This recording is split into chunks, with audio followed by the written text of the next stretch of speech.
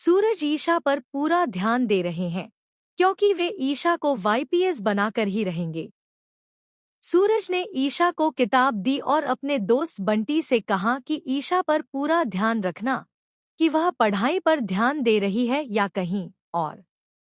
इसके बाद बीच में ताई माँ आती हैं और ईशा से कहती हैं कि तुम घर की बहू हो और घर की पूरी जिम्मेदारी तुम्हें ही उठानी होगी। ताई माँ एक शर्त रखती हैं कि जितने खर्चे में मैं घर चलाती थी उतने ही खर्चे में तुम्हें भी घर चलाना होगा, और अगर तुम नहीं चला पाओगी तो मैं सारी किताबें चूल्हे में जला दूंगी।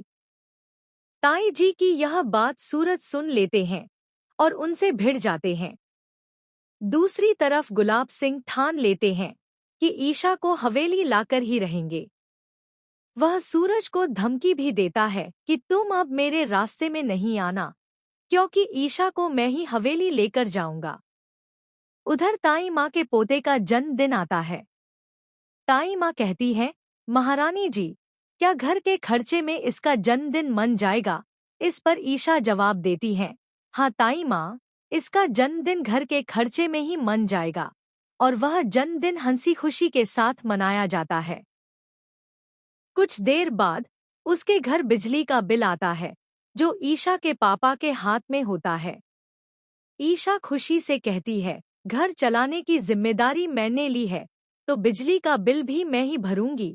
वह बिल पापा के हाथ से ले लेती है, लेकिन जैसे ही बिल पर नजर डालती है वह हैरान रह जाती है क्योंकि एक महीने का बिजली खर्च 20,000 रुपये आता है।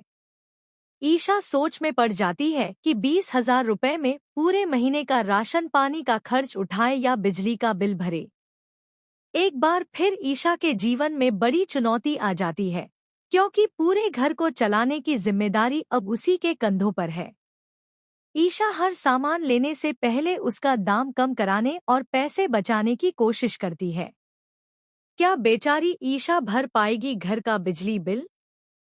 आने वाले एपिसोड में शो में एक बार फिर जबरदस्त ट्विस्ट आने वाला है।